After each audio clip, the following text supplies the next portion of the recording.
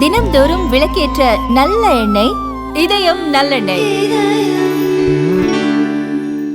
கழகத்தின் நிரந்தர பொதுச் செயலாளர், நாடாள பிறந்த நலத்திட்ட நாயகர், வருங்கால முதலமைச்சர் புரட்சி தமிழர் ஐயா எடப்பாடி அவர்களை வணங்கி, இருவரும் தெய்வங்களான புரட்சி தலைவர் எம்ஜிஆர், தமிழகுலசாமி அம்மா அவர்கள் அருளாசியோடு இந்த தாய் தமிழ்நாட்டு மக்களுக்கு பணிவோடு சமர்ப்பிக்கின்றேன்.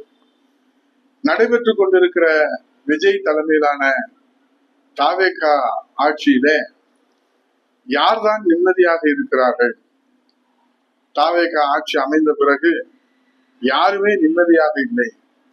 ஆட்சியாளர்களும் நிம்மதியாக இருப்பதாக தெரியவில்லை, மக்களும் நிம்மதியாக இருப்பதாக தெரியவில்லை, அரசு ஊழியர்களும் நிம்மதியாக இருப்பதாக தெரியவில்லை, விவசாயிகளும் நிம்மதியாக இருப்பதாக தெரியவில்லை, மாணவர்களும் நிம்மதியாக இருப்பதாக தெரியவில்லை.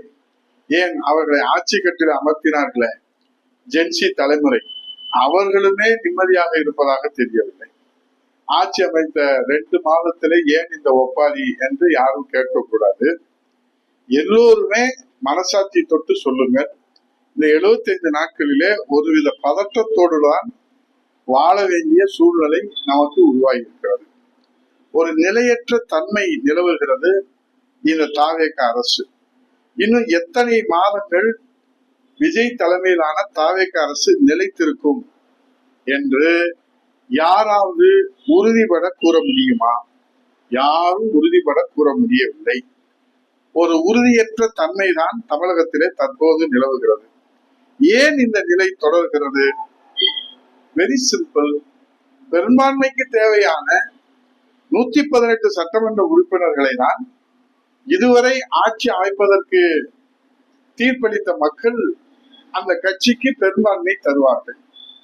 ஆனால் 80 ஆண்டுகளிலே முதல் முறையாக ஆட்சி அமைக்க தேவையான 118 சட்டமன்ற உறுப்பினர்களுக்கு பதிலாக 2 ஆண்டுகளே ஆன தாவேக கட்சிக்கு 108 சட்டமன்ற உறுப்பினர்களை மட்டும்தான் கொடுத்திருக்கிறார்.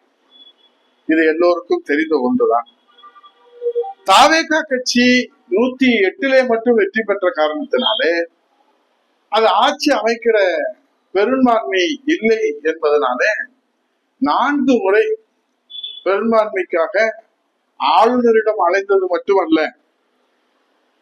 பெரும்பான்மை நிர்ணயிப்பதற்காக தேர்தலிலே தாவேக கட்சியை, விசில் சின்னத்தை, விஜயை எதிர்த்து போட்டியிட்ட மற்ற கட்சிகளிடத்தில, குறிப்பாக கொள்கை மாறுபாடு உள்ள கட்சிகளிடத்தில அவருடைய தயவை எதிர்பார்த்து அவர்களையும் அமைச்சரவையில சேர்த்து கொண்டுதான் இன்றைக்கு தாவேக ஆட்சி அமைத்திருப்பது எல்லோருக்கும் தெரிந்த ஒன்று.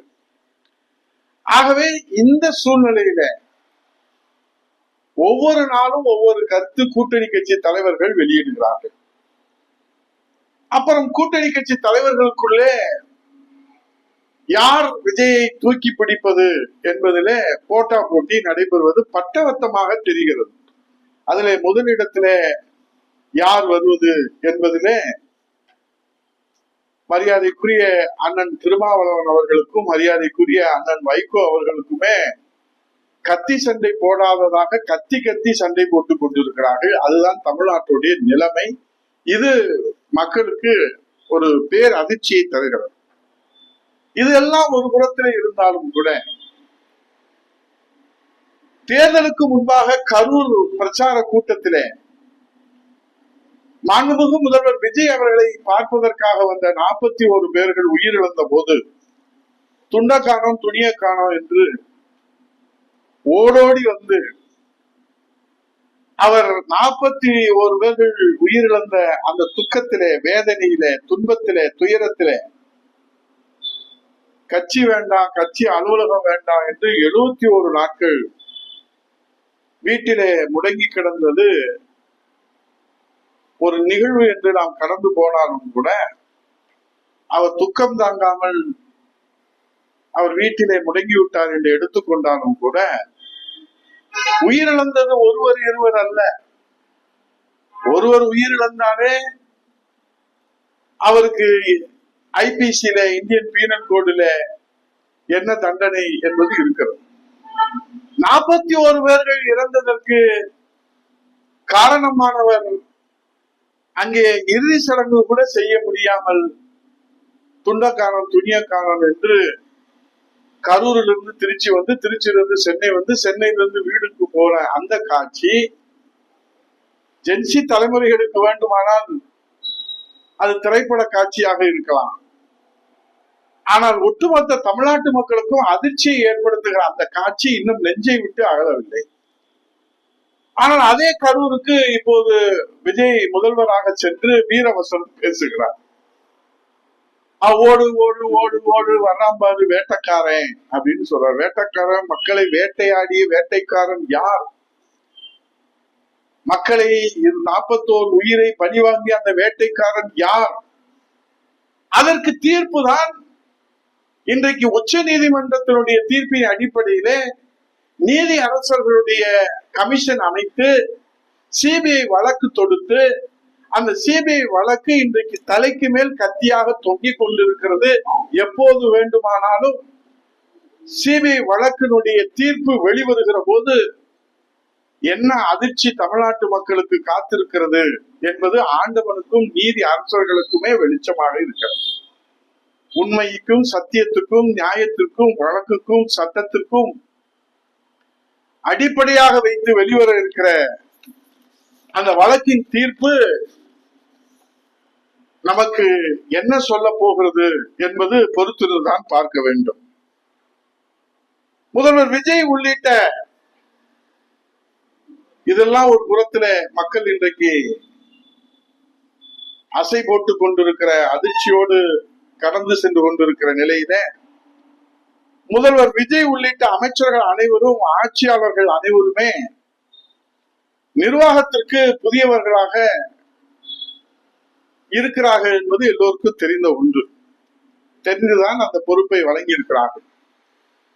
ஆனால் அவர்கள் ஆட்சியின் அதிகாரம் என்ன என்று தெரிந்து கொள்வதற்கே மிகவும் சிரமப்படுகிறார்கள்.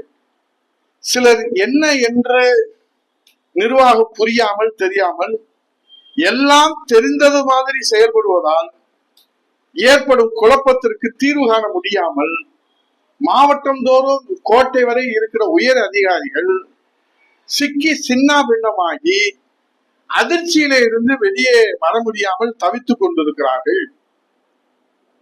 உயர் அதிகாரிகளுடைய நிலையோ இப்படி இருக்கிறது. இதைத் தொடர்ந்து அரசு அதிகாரிகள், IAS IPS அதிகாரிகளுடைய அதிரடி மாற்றம். சமீபத்தில் கூட 19 IAS அதிகாரிகள் மாற்றப்பட்டார்கள். முக்கிய துறையிலிருந்து IPS அதிகாரிகள் மாற்றப்பட்டார்கள். இதுல என்ன முக்கியமான நிகழ்வு என்று செய்தி வெளிவருகிறது என்றால், IAS அதிகாரிகள் மாற்றத்திலே எப்படி வேண்டுமானாலும் மாற்றலாம். அது முதலமைச்சருடைய விருப்பம். நிர்வாகத்திற்காக எப்படி வேண்டுமானாலும் அவரை அதிகாரிகளை மாற்றுவதற்கு அவருக்கு முழு அதிகாரம் இருக்கிறது மாண்பு முதல்வருக்கு. ஆனால் அவர் அந்த கையாளுகிற முறை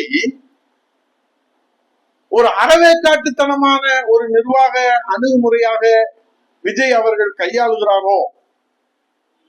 5 நாட்களுக்கு ஒரு இடத்திலே போட்டவர்களை திரும்ப 5 நாட்களுக்குள்ளே மாற்றுவது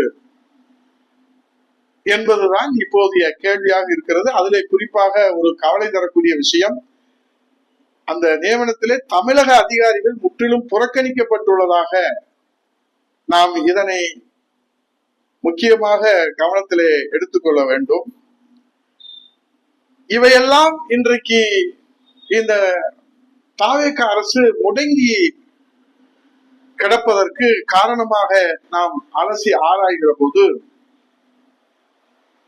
2 மாதத்திலே என்ன செய்ய முடியும் என்று கேட்டுவிட்டு யாரும் கடந்து போக முடியாது. இன்னும் புறப்படவே ஆரம்பிக்கவில்லை நிர்வாகம் என்பதைத்தான் இந்த நிகழ்வுகள் எல்லாம் சுட்டி காட்டுகிறது.